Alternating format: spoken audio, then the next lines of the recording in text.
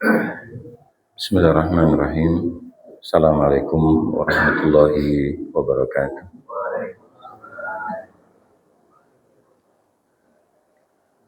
Alhamdulillahilladzi allafa baina qulubina wa ja'alna ikhwanan mutahabbina ad-da'ina al-'amilina fi da'watihi. Wa asyhadu an la ilaha illallah laysa bi fadlihi muntaha wa la madad. Wa asyhadu anna Muhammadan 'abduhu wa rasuluh. Allahumma salli wa sallim ala Muhammad wa ala alihi wa ashabihi wa man tabi'ahum bi ihsan ila yaumiddin. Amma ba'd. Rabbi shrah li sadri wa yassir li amri wa hlul 'uqdatam min lisani yafqahu qawli. Alhamdulillahilladzi ahyana ba'dama amatana wa ilaihin nusyur. Puji dan syukur kita panjatkan kepada Allah Subhanahu wa taala yang masih memberikan nikmat sehat, nikmat kesempatan kepada kita sampai pagi hari ini. Berharap kepada Allah, Allah mengampuni dosa kita, Allah mengangkat derajat kita, dan Allah meridai semua amal ibadah kita. Amin ya rabbal alamin. Salawat dan salam selalu kita curahkan kepada Nabi Muhammad sallallahu alaihi wasallam. Allahumma shalli wa sallim alaihi, kepada keluarga beliau, kepada para sahabat beliau, dan kepada orang-orang yang selalu beristiqomah di dalam agama ini. Bapak Ibu sekalian yang dirahmati oleh Allah Subhanahu wa taala, mari kita buka majelis ini bersama dengan membaca basmalah. Bismillahirrahmanirrahim. Pembahasan kita melanjutkan pembahasan yang di 2 pekan yang lalu, berbicara tentang Kitabul Fadail min babi fadli qiraatil Quran, yaitu kitab yang berbicara tentang keutamaan membaca Al-Quran. Dan Ibu sekalian, kita masuk di hadis yang kedua.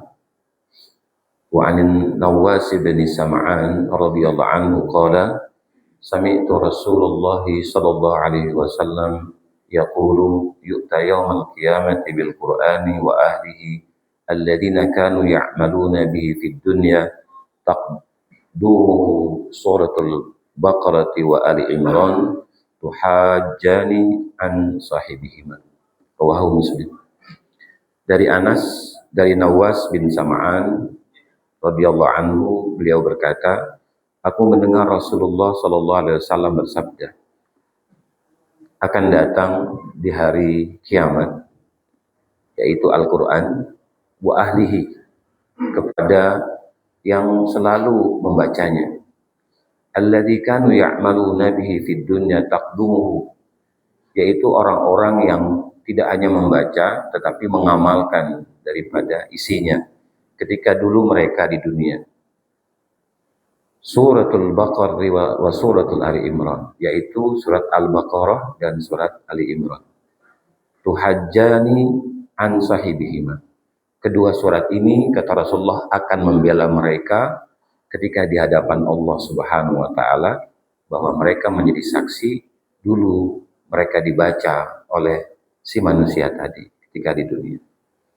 Nah, jadi Bapak dan Ibu, jangan remehkan kita di dalam membaca Al-Quran, terutama surat Al-Baqarah dan surat Ali Imran. Karena Rasulullah katakan bahwa 2 surat ini akan berhujjah, akan membela dan menjadi saksi di hadapan Allah bahwa mereka dulu selalu dibaca oleh manusia itu.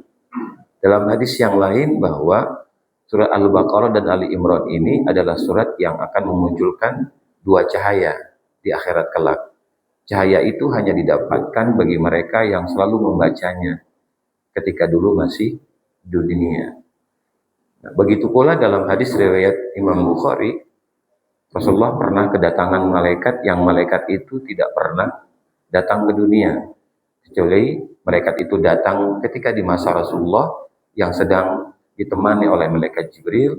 Lalu malaikat ini mengatakan bahwa Allah Subhanahu wa taala akan memudahkan kehidupan umatmu di kemudian hari ketika umatmu itu membaca surat Al-Fatihah dan 3 ayat terakhir di dalam surat Al-Baqarah.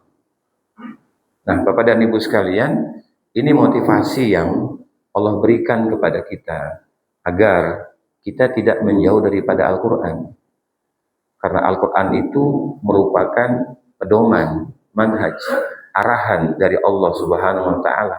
Kalau kita ingin hidup kita seperti yang Allah inginkan, maka lakukanlah seperti apa yang Allah jelaskan di dalam Al-Quran. Maka di dalam surat yang keempat, surat An-Nisa, di ayat yang ke-26, Allah mengatakan kepada kita, yuridullahu liyubayyina lakum wa yahdiyakum sunanal ladzina min qablikum wa yatuba 'alaikum wallahu 'alimun hakim. Allah katakan bahwa aku ingin menjelaskan tentang peraturan dalam kehidupan ini. Jadi hidup ini ada syariatnya Bapak dan Ibu, tidak bisa semau kita. Maka satu hal yang Allah wasiatkan kepada Rasulullah dan Allah wasiatkan kepada Nabi Isa, kalau ingin hidupnya berkah menurut Allah, bukan menurut manusia. Di dalam surat yang ke-19, di ayat ke-31 dan ayat yang ke-32, Allah mengatakan, وَجَعَلَنِي مُبَارَكًا أَيْنَمَا كُنْتُ وَأَوْصَانِي بِالصَّلَاةِ وَالزَّكَاةِ مَا دُمْتُ حَيًّا وَبَرًّا بِوَالِدَتِي وَلَمْ يَجْعَلْنِي جَبَّارًا شَقِيًّا. Waja'alani mubarakan. Allah menjadikan hidupku penuh dengan keberkahan di mana saja aku berada. Lalu Rasulullah ataupun Nabi Isa mengatakan wa ausani, Allah berwasiat kepadaku. Apa wasiatnya Bapak dan Ibu sekalian? Wasiatnya adalah wa ausani bis shalah. Allah katakan, ayo dirikan salat. Apapun yang kau lakukan, apapun yang kau kerjakan, jangan tinggalkan sholat. Mau itu berbuat baik, ataupun barangkali bisa jadi dia berbuat maksiat, tetap jangan tinggalkan sholat. Kenapa? Karena sholat itu, kata Rasulullah SAW, akan menghapuskan dosa. Ma min muslim yuznabu dzanban wa yatawadda wa yusalli rak'ataini ghufira lahu. Barang siapa dari seorang muslim yang memiliki dosa, lalu dia berwudu dan sholat sunnah 2 rakaat, maka Allah akan mengampuni dosanya. Nah, ini satu penjelasan yang begitu banyak yang dijelaskan oleh Rasulullah SAW dalam hadis itu, bahwa sholat ini tidak bisa diremehkan, Bapak dan Ibu sekalian. Kenapa? Karena sholat itu bisa menghapuskan dosa kita. Walaupun hanya 2 rakaat, Bapak dan Ibu. Bisa jadi itu sholat taubat, bisa jadi itu sholat sunnah rawatib setelah sholat wajib ataupun sebelum sholat wajib, apakah itu sholat duha, apakah itu sholat tahajud. Itu yang Allah inginkan Bapak dan Ibu sekalian kepada kita. Supaya apa? Supaya kehidupan kita berkah menurut Allah Bapak dan Ibu. Ya. Kalau Allah katakan di surat ke-11 ayat yang ke-114, aturan yang Allah tetapkan kepada kita agar kita berkah itu, kata Allah, wa aqimis sholata tarafayin nahari wa zulafan minal laili innal hasanati yudhibna sayiat dzalika dzikra lidzakirin. Allah katakan kepada kita, dirikanlah sholat dari mulai subuh, zuhur, asar, dan awal malam, maghrib dan isya. Sesungguhnya 5 waktu sholat itu, dan di antara 5 waktu sholat itu ada kebaikan-kebaikan yang akan menghapuskan semua dosa. Wa dzikra lidzakirin. Hal ini akan dilakukan hanya bagi orang-orang yang ingat kepada Allah. Yang tidak ingat kepada Allah tidak akan melakukannya, walaupun dia tahu itu suara azan. Walaupun dia tahu itu waktu sholat. Kenapa? Karena tidak zakirin, dia tidak ingat kepada Allah Subhanahu wa Ta'ala. Makanya Allah menekankan di dalam surat yang ke-20 di ayat ke-14. Apa kata Allah Subhanahu wa Ta'ala? Innani anallahu la ilaha ana fa'budni wa aqimis sholata li dzikri. Sesungguhnya aku adalah Allah, tiada Tuhan melainkan aku, sembahlah aku. Bagaimana cara engkau menyembahku, kata Allah? Dirikan sholat untuk mengingatku. Jadi kalau engkau sholat, aku akan ingat pada dirimu. Tapi ketika engkau tinggalkan sholat itu, berarti engkau meminta kepadaku agar aku tidak mengingat dirimu. Nah ini Bapak dan Ibu sekalian yang selalu diingatkan oleh Allah. Ya. Supaya apa? Supaya kita tidak lupa ada tugas besar kita, dan tugas ini tidak pakai perantara ketika diperintahkan oleh Allah. Langsung Rasulullah menerimanya ke Sidratul Muntaha Bapak dan Ibu sekalian tentang sholat itu. Jadi tidak pakai perantara. Maka tidak bisa orang lain Bapak dan Ibu menggantikan sholatnya. Kecuali orang itu meninggal dunia. Namanya sholat jenazah. Tidak bisa. Karena banyak aliran Bapak dan Ibu. Aliran itu apa? Bisa orang lain menggantikan sholat orang lain. Dengan syarat membayar 50.000 dalam sekali sholat. Ada yang mau Pak? Bu? Ya, kita bisnisin Bapak dan Ibu sekalian. Kalau mau. Nah, itu di Palembang banyak Pak yang kayak begitu. Iya. Iya. Jadi dia minta orang lain mensolatkan dia, Pak. Dibayar 50.000 satu sholat. Ya, satu kali sholat 50.000. Ya, jadi kalau 5 waktu Pak, 250.000. Ya, kalau 1 bulan Pak, lumayan kayo Pak. Ya, lumayan kayo Bapak dan Ibu. Tapi itu salah Bapak dan Ibu. Ya, salah.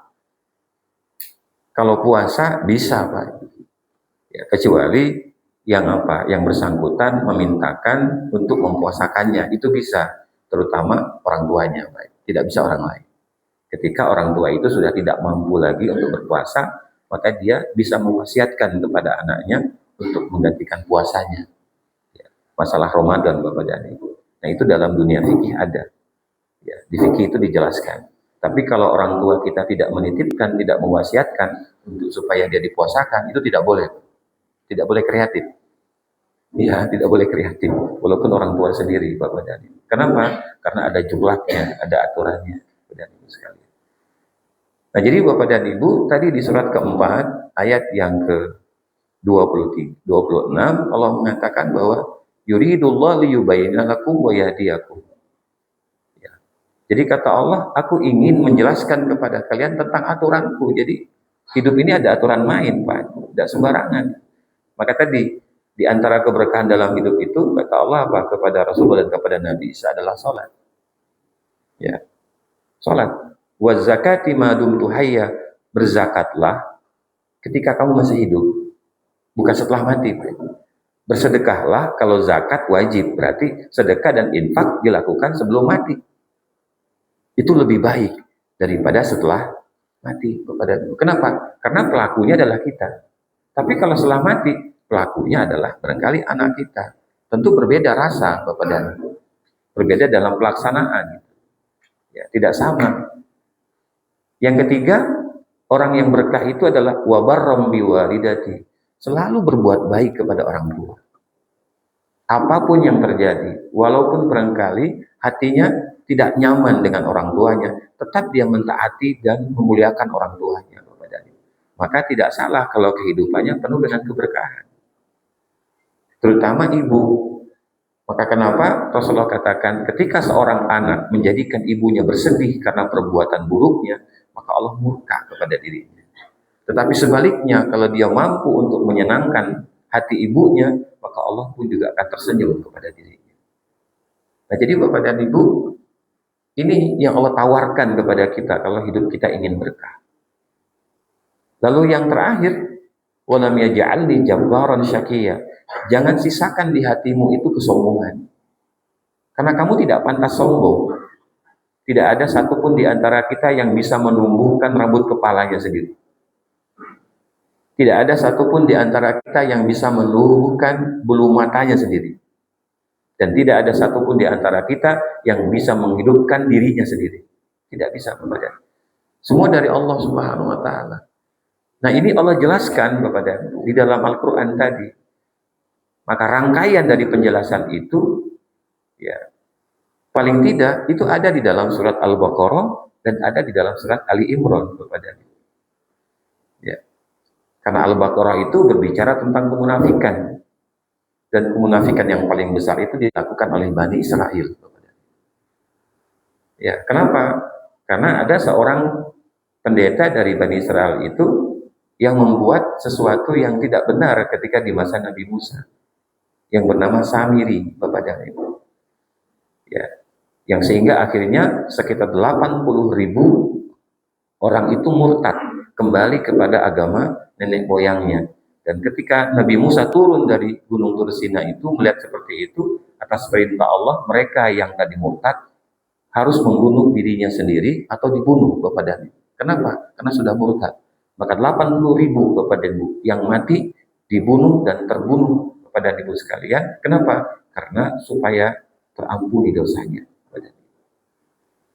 Nah itu Al-Baqarah. Nah Ali Imran lebih banyak berbicara tentang keluarga kepada Ali. Karena Ali keluarga, Imran keluarga Imran pada ibu sekalian. Jadi berbahagialah kalau ada orang yang bernama Pak Imran. Ya kenapa? Karena namanya dari situ. Ya, Ali Imran. Dan ini bukan sesuatu yang mudah Bapak dan Ibu. Makanya kedua surat ini ditutup dengan doa. Di surat Al-Baqarah di ayat 286 Allah tutup dengan Rabbana la tu'akhidna in nasina au akhtana. Kenapa? Karena Allah tahu bahwa si hamba ini tidak akan mungkin lepas daripada kesalahan. Maka Allah ingin mengatakan kepada kita bahwa tidak ada satupun di antara kita manusia yang tidak pernah salah, yang tidak pernah lupa. Ada di antara Bapak dan Ibu nggak pernah lupa dalam hidup ini sampai sekarang? Banyak Pak lupanya. Apalagi kalau orang yang sering berjanji Pak, suka mengingkari Pak. Kenapa? Kalau sudah jadi, ya Bapak dan Ibu sekalian itu lupa Pak dengan janjinya. Maka kenapa juga di akhir surat Ali Imran Allah menawarkan 4 doa kepadanya. Ya, dari kalimat Rabbana ma khalaqta hadza batila subhanaka faqina adzabannar. Ya. Rabbana innaka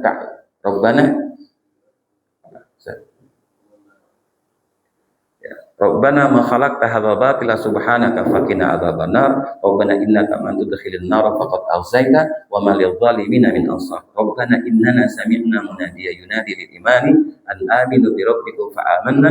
Rabbana faghfir lana dhunubana wa kaffir 'anna sayyi'atina wa tawaffana ma'al abrar. Rabbana wa atina ma wa'adtana 'ala rusulika wa la tukhzina yaumal qiyamah innaka la tukhliful mi'ad. Ada 4 doa yang Allah tawarkan kepada kita Bapak dan Ibu. Karena apa? Karena Allah tahu bahwa terkadang kita berkeluh kesah. Terkadang kita tidak bisa menerima kenyataan hidup ini. Tetapi Allah mengatakan tadi di surat ketiga ayat ke-191 itu dengan kalimat Rabbana ma khalaqta hadza batila subhanaka faqina adzabannar. Orang beriman itu kalau dia ditimpa masalah Bapak dan Ibu, ditimpa musibah, dia akan mengatakan kepada Tuhannya, ya Tuhan kami, Engkau tidak menciptakan sesuatu dalam keadaan sia-sia. Tidak ada yang sia-sia Pak. Kita sakit, kita dibohongi, kita dikhianati Bapak dan Ibu. Ya. Ataupun kita direndahkan, tidak ada yang sia-sia Bapak dan Ibu. Semuanya ada kebaikan di balik itu. Allah hanya minta satu saja, jangan sombong. Karena sifat sombong itu hanya milik Allah. Bukan milik kita Bapak dan Ibu. Nah, jadi itu yang Allah ingin jelaskan kepada kita tentang syariatnya kepada Ibu.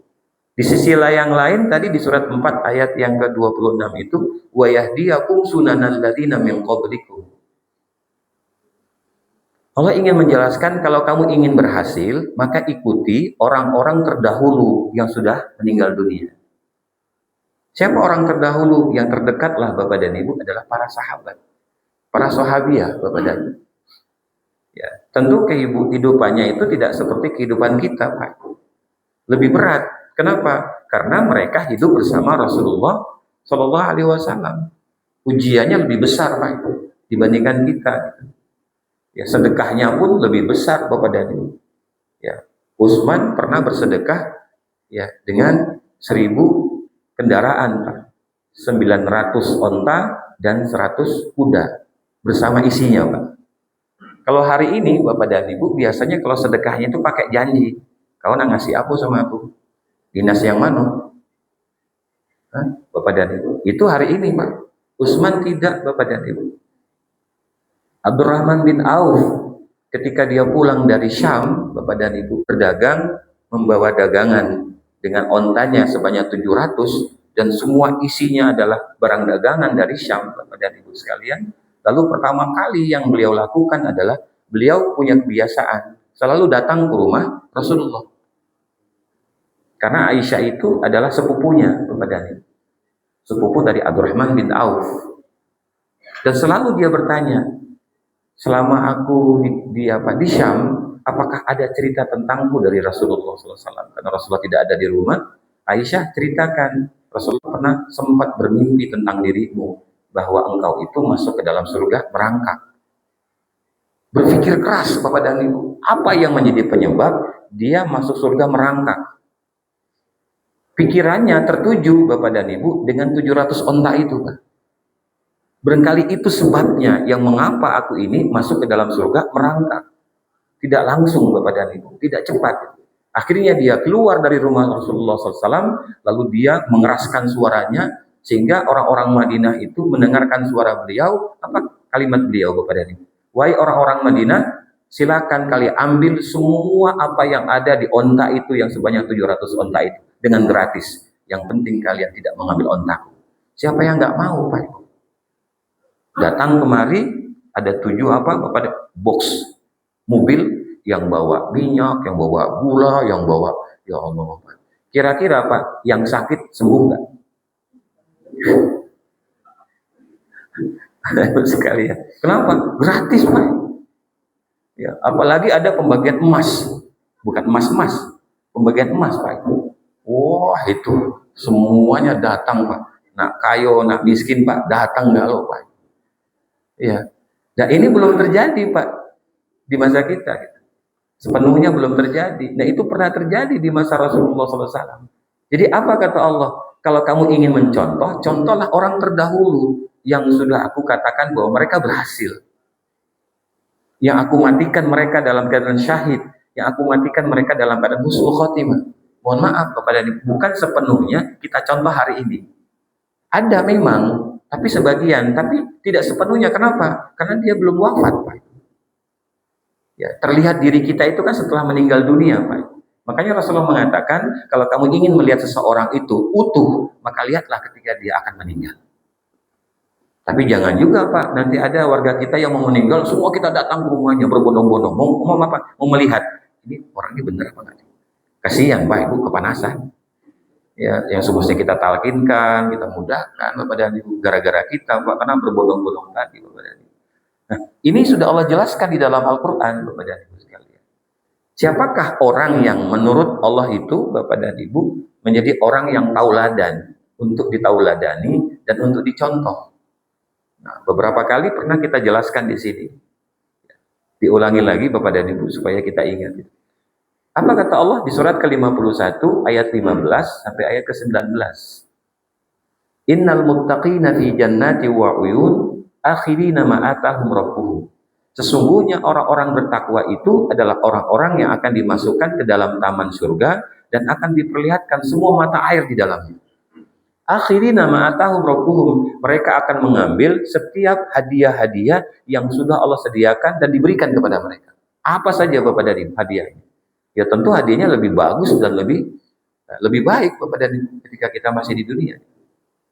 Tapi ada syarat kata Allah. Innahum kanu qabla dzalika muhsinin. Mereka itu akan mendapatkan hadiah dariku dan akan aku masukkan ke dalam taman surgaku karena mereka dulu di dunia selalu berbuat baik.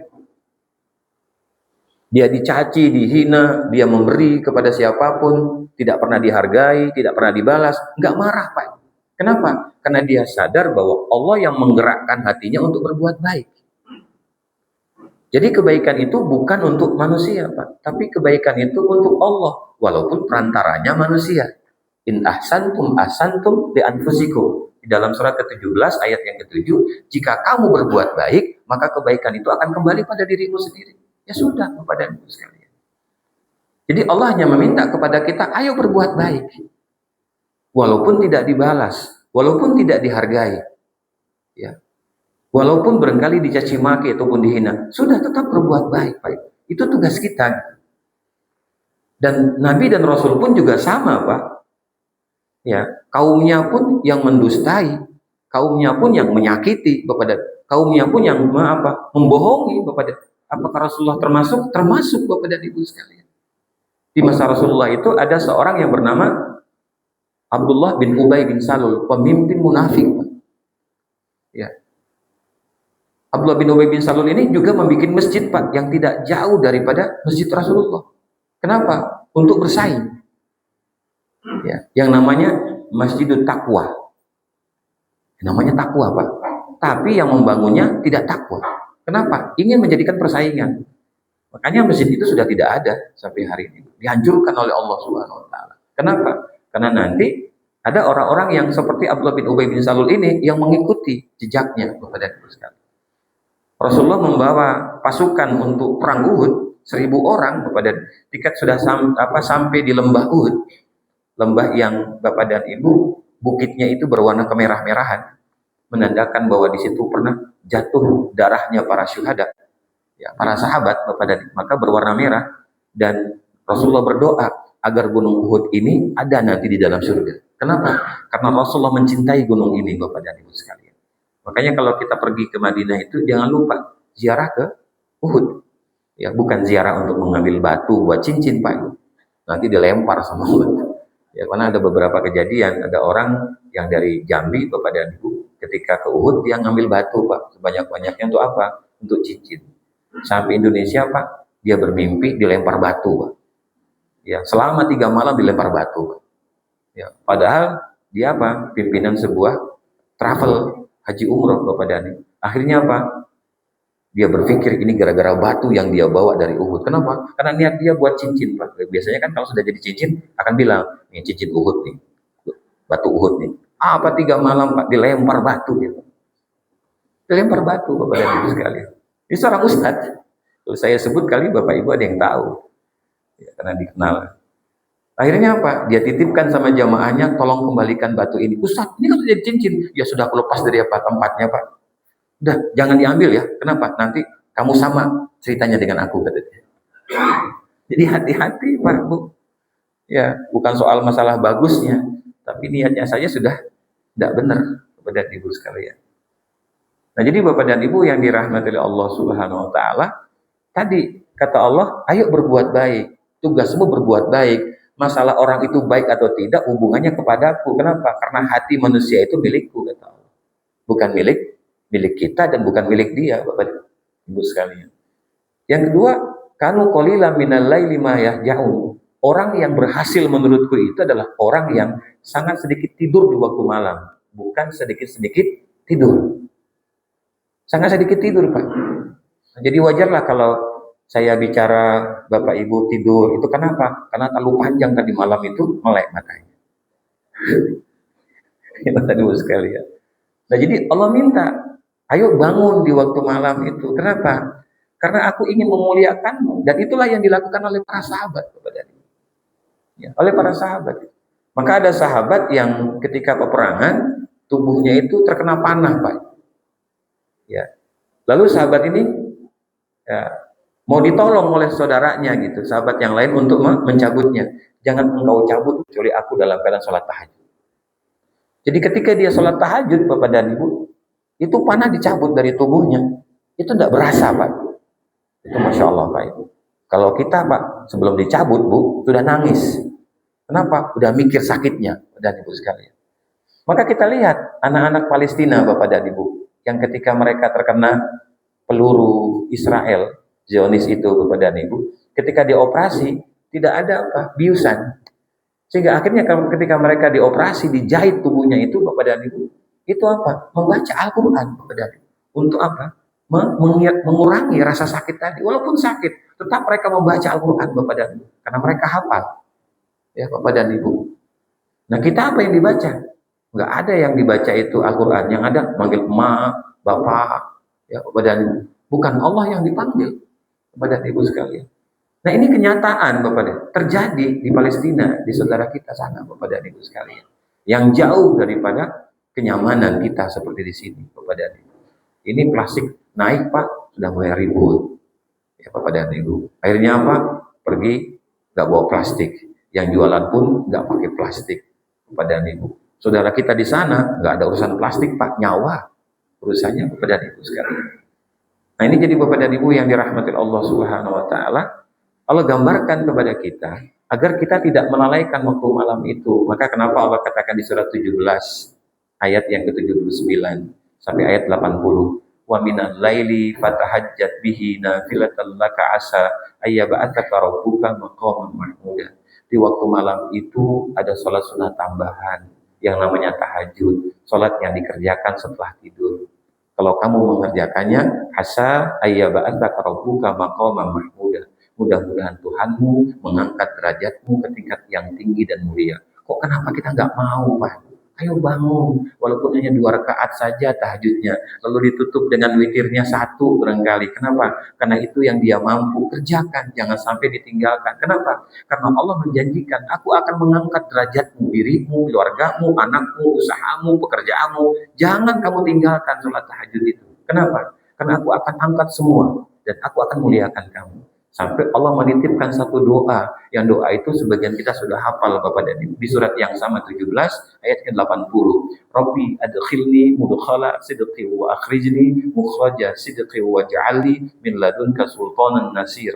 Ya Allah, masukkan aku dalam semua masalah dalam keadaan baik. Ya Allah, keluarkan aku dalam semua masalah dalam keadaan baik. Ya Allah, berikan aku kekuatan dari sisimu yang akan memimpin diriku. Mengapa? Wa khuliqal insanu dha'ifa. Di surat keempat ayat 28 Allah mengatakan, aku menciptakan kalian manusia dalam keadaan lemah.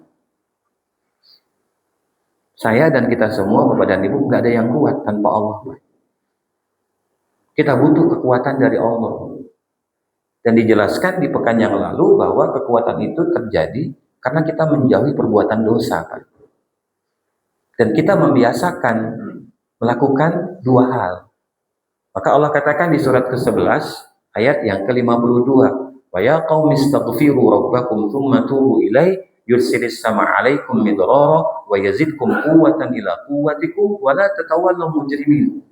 Kata Nabi Hud, wahai kaumku, beristighfarlah kamu dan bertaubatlah kamu kepada Tuhanmu, karena Tuhanmu akan mendatangkan rezeki seperti air hujan yang deras dari langit, dan akan memberikan kekuatan kepadamu yang sebelumnya Allah sudah memberikan kekuatan kepada dirimu. Tapi ada satu syarat, wala tatawallaw mujrimin. Jangan kamu berpaling daripada itu semua karena kamu melakukan perbuatan dosa. Jadi dosa itu yang membuat kita lemah. Lemah hati kita, lemah berpikir kita, lemah telinga kita, lemah mata kita. Itu diantara sebabnya, Bapak. Kenapa? Karena berbuat dosa. Maka Allah meminta kepada kita agar kita jauhi perbuatan itu. Kalaupun terjadi, maka jangan berhenti untuk beristighfar dan bertaubat kepada Allah. Itu permintaan Allah, Pak. Nah, ini dilakukan oleh orang-orang terdahulu, Bapak dan Ibu sekalian. Dan itu terjadi kepada Ibu. Ya, jadi contoh-contoh ini yang Allah berikan kepada kita di dalam Al-Quran itu menjadi gambaran bahwa Allah ingin agar kita ini menjadi mulia, Pak, di kemudian hari. Maka diceritakan kembali oleh Allah kepada Ibu. Sehingga tidak salahlah kalau Al-Quran itu ya, 95% adalah cerita. Tentang apa? Tentang kehidupan dan Ibu sekalian. Ya, sisanya bicara masalah hukum kepada Ibu. Maka kuasai hukum di dalam Al-Quran. Kenapa? Karena kita akan menguasai semua hukum di dunia ini. Itu kepada itu janji Allah kepada kita. Nah, hal yang ketiga, kata Allah, kalau kamu ingin berhasil, ya, wabil asharihum yastaghfirun. Sediakan waktu khusus sebelum subuh di ujung malam kepada. Ayo beristighfar. Jadi ada waktu khusus, Pak. Ya. Ada waktu umum, kapan saja kita lakukan. Tapi ini ada waktu khusus. Wabil asharihum yastaghfir. Di waktu sahur, di ujung malam. Dan doanya pun kita sudah ingat, sudah hafal kepada di surat ketiga ayat ke-16. Rabbana innana amanna faghfir lana dzunubana wa qina azabannar. Doa ini khusus Allah berikan kepada Rasulullah dan untuk umatnya agar dibaca di waktu di ujung malam. Ya, tidak panjang Bapak dan Ibu, tidak perlu banyak kita membaca doa, tapi ini khusus Bapak dan Ibu. Allah berikan untuk umat Muhammad. Ya, kita sebagai umatnya Bapak dan Ibu. Nah, dibaca Bapak dan Ibu. Seperti wirid kita membacanya. Mau 10 kali, mau 30 kali, mau 100 kali, mau 1000 kali, silakan kalau kuat Bapak dan Ibu sekalian. Kenapa? Karena Allah khususkan. Ya, Allah khususkan.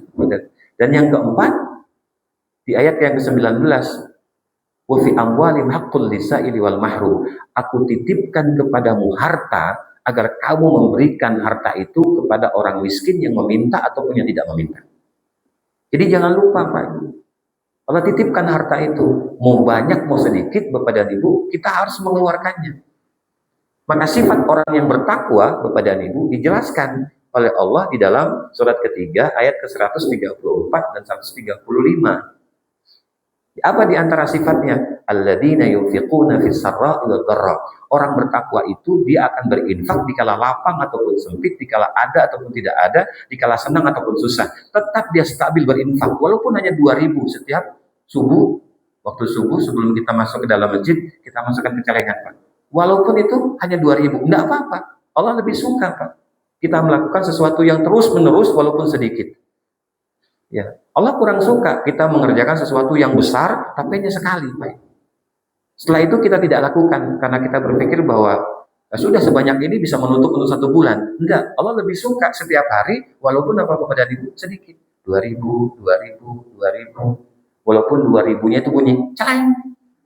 Karena recehan. Enggak perlu malu, Pak, Bu. Enggak perlu malu. Ya kan? Kenapa? Karena kita memberikannya bukan untuk manusia, Pak. Siapa tahu 2.000 itu Pak, nah, jadi atap ini Pak. Ya kan? Kita kan nggak tahu Pak.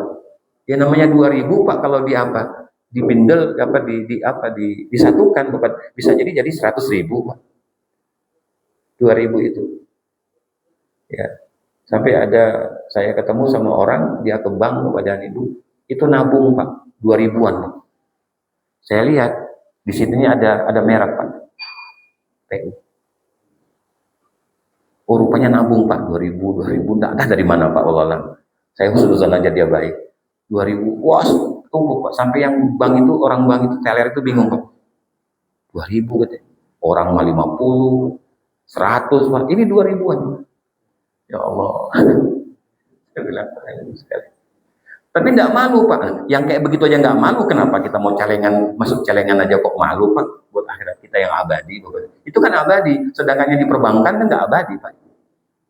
Ya. Enggak abadi Bapak dan Ibu. Nah ini Allah tawarkan kepada kita. Kenapa? Karena Allah titipkan Pak. Harta itu Allah titipkan. Ya kalaupun kita enggak punya harta Bapak dan Ibu, ayo kita datang ke masjid, sholat berjamaah subuh. Kenapa? Kita sudah bersedekah dengan apa? Dengan langkah kaki kita. Yang kiri menghapus dosa, yang kanan mengangkat derajat. Pak. Ya Bapak dan Ibu. Ya. Apalagi AC-nya bisa hidup semua Pak. Kayak pagi hari ini. Oh, itu Masya Allah. Pak. Ya, dingin. Di rumah nggak dingin, di sini kedinginan. Ya nggak apa-apa Pak Ibu. Keluar lagi dari sini Pak, seger. Karena beda udaranya Bapak dan Ibu sekalian. Ya kan? Nah jadi Bapak dan Ibu yang dirahmati Allah Subhanahu Wa Taala, itu satu sifat orang bertakwa. Sifat yang kedua, wal kadhiminal ghaidha, menahan amarah. Itu sifat orang bertakwa Bapak dan Ibu. Yang kita dapati itu pembelajarannya ada di Al-Baqarah dan ada di Ali Imran. Padahal kita mampu Pak untuk marah, untuk membalas, tapi kita tahan Pak. Makanya ada orang yang mampu menahan amarahnya sehingga badannya lebar, mekar, merekah.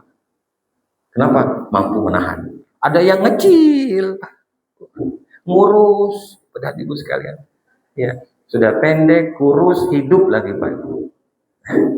Ya, tapi Allah yang mengatur Bapak dan Ibu sekalian. Ya, Allah yang mengatur Bapak. Sedangkan tadi amalannya sudah dikasih di surat Az-Zariyat itu Bapak. Nah, ini sifatnya. Dan sifat yang ketiga apa? Wal afina 'anil nas. Dia mudah sekali memaafkan orang lain. Karena dia sadar bahwa dia juga manusia yang barangkali pernah dulu melakukan perbuatan salah kepada orang lain.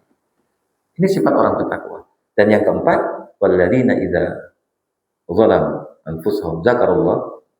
Apabila seseorang itu melakukan perbuatan kesalahan, maka dia segera kembali beristighfar kepada Allah, meminta ampun kepada Allah, mengakui bahwa dirinya salah. Karena ada orang yang terkadang tidak mengakui bahwa dirinya salah.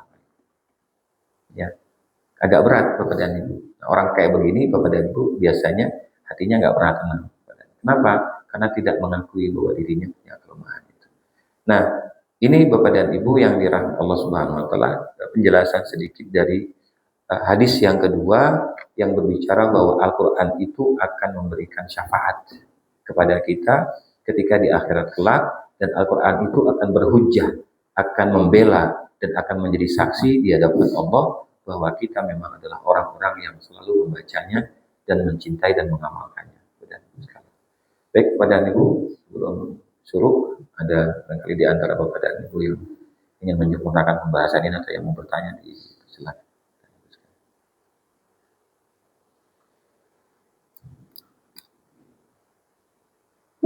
Ada Pak?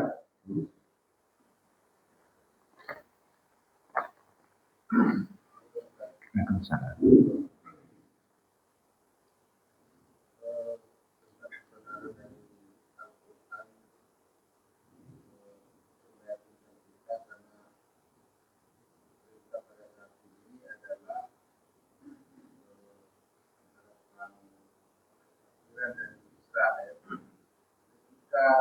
Ada kekhawatiran itu ketika nanti karena di surat Al-Baqarah menyebutkan masa kerja ya ketika bangsa Arab tidak berpaling.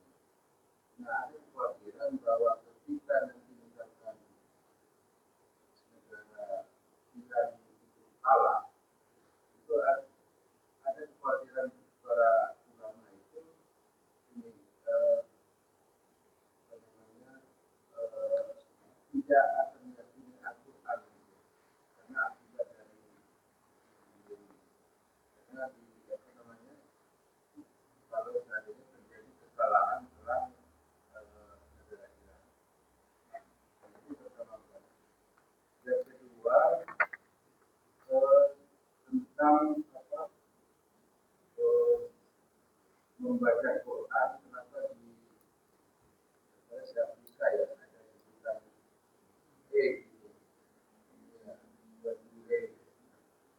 nah, itu berbeda dengan misalnya kita di Afghanistan. Jadi saya juga salah satu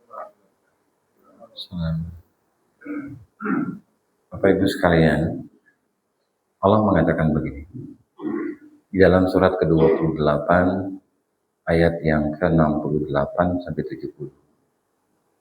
Wa rabbuka yakhluqu ma yasha'u wa yakhtar ma kana lahumul khiyara subhanallahi wa ta'ala amma yusyrikun.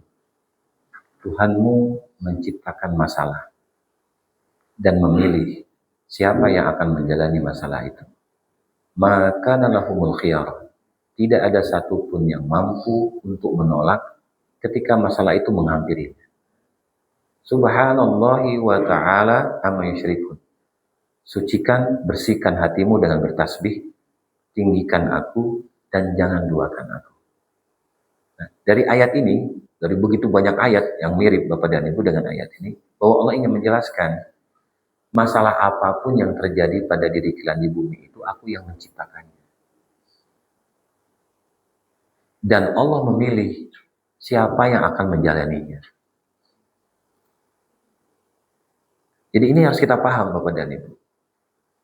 Maka Allahumul khiyarah, kalau dia datang, bisa kita tolak? Gak bakal bisa, Pak. Kita harus terima gitu. Nah, Allah hanya minta ketika semua itu terjadi, bersihkan hatimu.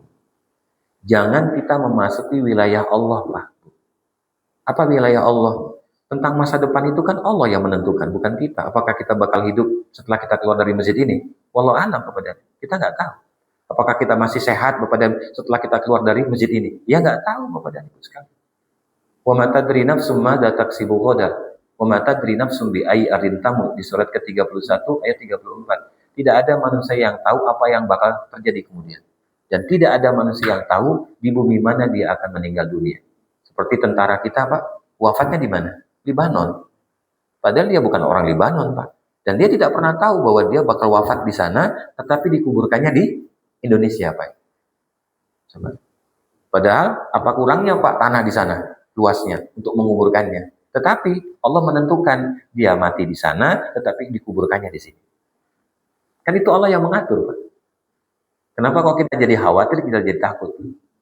Berarti ada masalah kita dengan Allah. Bukankah Allah mengatakan di dalam surat yang ke-10 Yunus ayat ke-107, wa iyyam sasqallahu bidurrin fala kashifa lahu illahu wa yuridka bi khairin fala radda li fadli yusibu bihi may yasha min ibadi. jika aku memberikan kemudorotan kepada kalian, wahai manusia, maka tidak akan ada yang bisa menghilangkannya. Maka tidak akan ada yang bisa menyelesaikannya. Kenapa? Karena sengaja Allah bikin. Meletusnya di Timur Tengah, Pak. Tapi apa?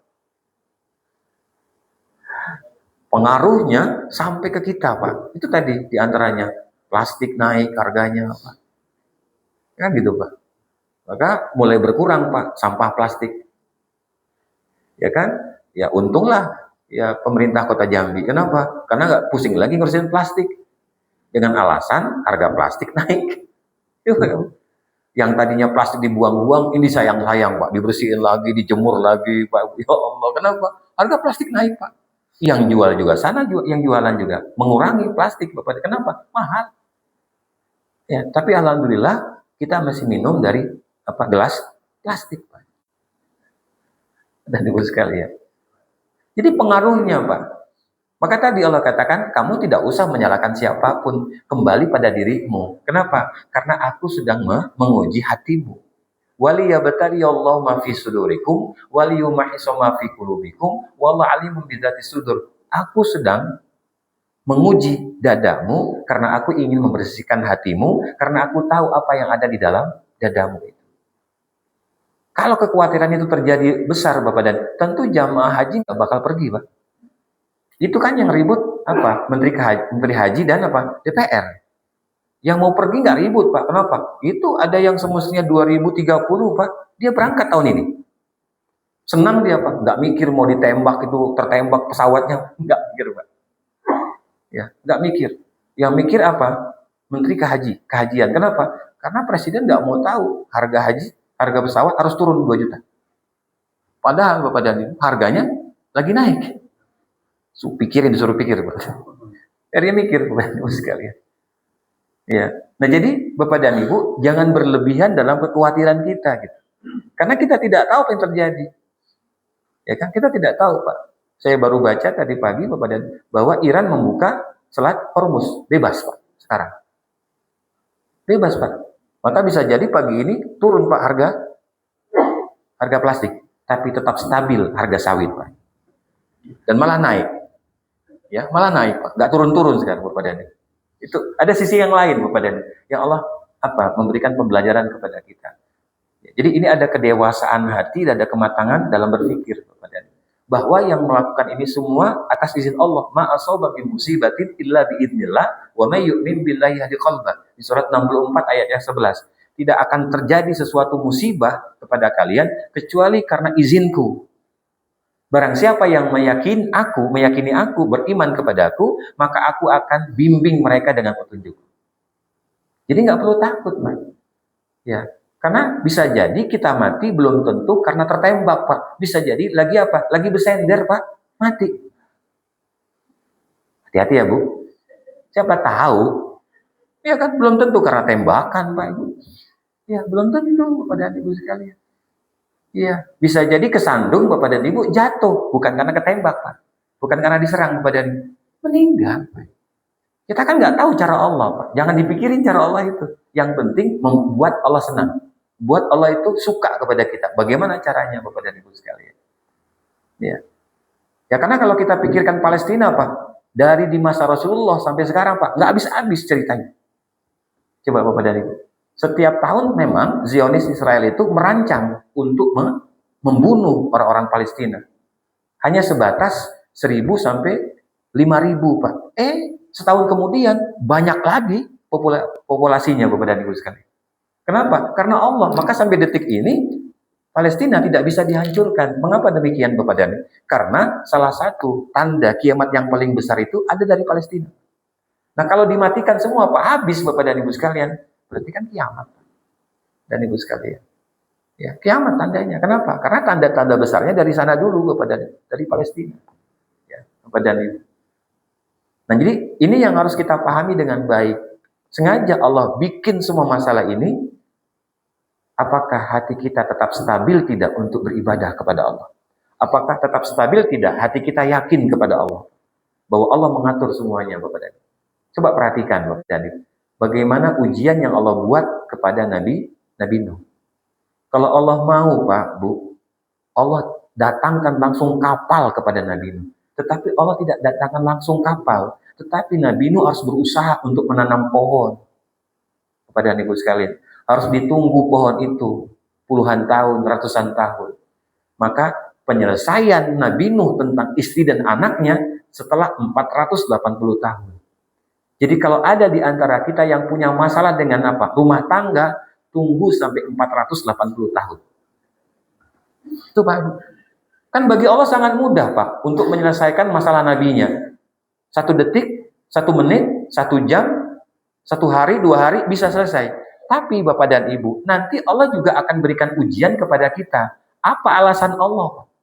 Nanti tidak ada. Kenapa? Karena para nabinya dimudahkan semua oleh Allah dengan waktu yang cepat. Tapi sengaja Allah bikin jawaban kepada para nabinya itu dengan waktu yang panjang agar kita yang hidup kemudian tidak punya alasan. Nabi Ayub, coba Pak, dititipkan oleh Allah tanah yang sangat luas, dititipkan oleh Allah apa? Hewan ternak, dititipkan oleh Allah anak 12, dititipkan apa? Ketenaran, Bapak dan Ibu. Apa yang terjadi?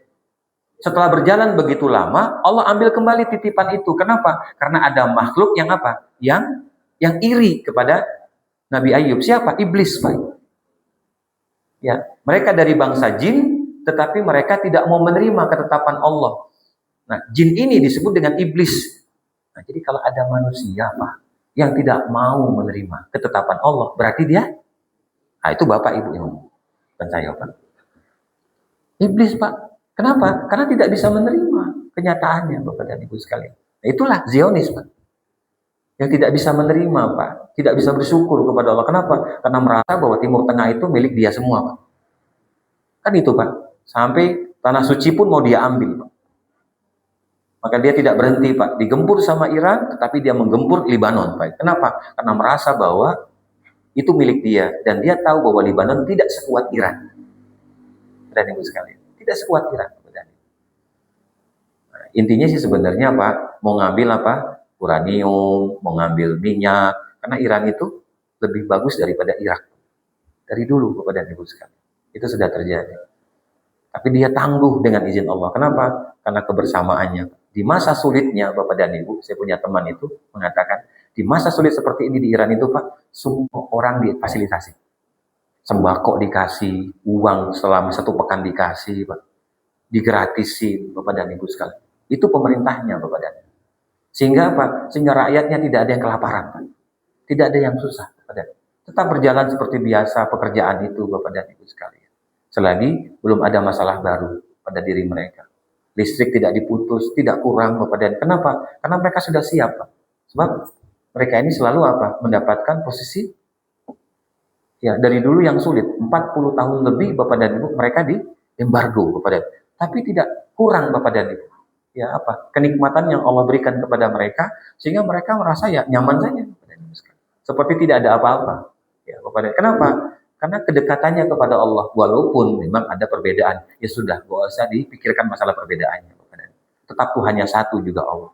Hanya caranya berbeda barangkali. Ya sudah itu urusan dia sama Allah. Urusan kita juga sama Allah Bapak dan Ibu sekalian. Nah jadi ini yang Allah ingin jelaskan kepada kita Bapak dan apakah Rasulullah tidak pernah diembargo Pak? Di Mekah sempat ya Bapak dan Ibu diembargo. Malah ketika sudah di Madinah pun turun surat yang kedua di ayat ke-214 menjelaskan embargo yang sangat sulit bagi Rasulullah dengan para sahabat. Sehingga banyak yang wafat, yang sakit, dan masa paceklik yang tidak ada makanan Bapak dan Ibu. Itu diceritakan oleh Allah. Kenapa diceritakan? Agar kita kembali kepada Al-Quran. Jadi jangan hanya sebatas kita melihat apa ya di TV Pak, di online, apalagi perdebatan-perdebatan di TV itu Pak. Kadang-kadang manfaatnya kurang. Kenapa? Karena nuansa agamanya itu tidak dimasukkan kepada diri sekalian. Dan kalaupun dimasukkan yang ada caci maki, mencaci maki, sudahlah urusan penilaian itu yang paling bijak adalah Allah. Kita nggak pernah bijak dalam kita menilai. Kita kembalikan kepada Allah. Kalaupun kita menilai, ujung kalimatnya adalah wallahu a'lam bishawab. Nah, jadi itu Bapak dan Ibu sebagian dari penjelasan yang masih begitu banyak kalau mau dijabarkan yang waktunya tidak cukup Pak. Ini sudah jam 6:15. Waktu suruh kita sudah masuk Bapak dan Ibu sekalian. Baik Bapak dan Ibu, kita tutup dengan Alhamdulillah bil alamin. Subhanakallahumma wa bihamdika asyhadu an la ilaha illa anta astaghfiruka wa atubu ilaik. Allahumma ahsin aqibatana fil umuri kulliha wa ajirna min khizyid dunya wa adzabil akhirah. Allahumma innaka ta'lamu anna hadhihi al-quluba qad ijtama'at ala mahabbatik wa iltaqat ala ta'atik wa tawahadat ala da'watik wa tahadat ala nusrati syari'atik. Fawathik Allahumma rabitataha wa atim muddaha wa diya subulaha واملأها بنورك الذي لا يخبو واشرح صدورها بفيض الإيمان بك وجميل التوكل عليك وأحيا بمعرفتك وأمت على الشهادة في سبيلك إنك نعم المولى ونعم النصير. ربنا آتنا في الدنيا حسنة وفي الآخرة حسنة وقنا عذاب النار. وصلى الله على محمد وعلى آله وصحبه وسلم. سبحان ربك رب العزة عما يصفون وسلام على المرسلين والحمد لله العالمين. Wassalamualaikum warahmatullahi wabarakatuh.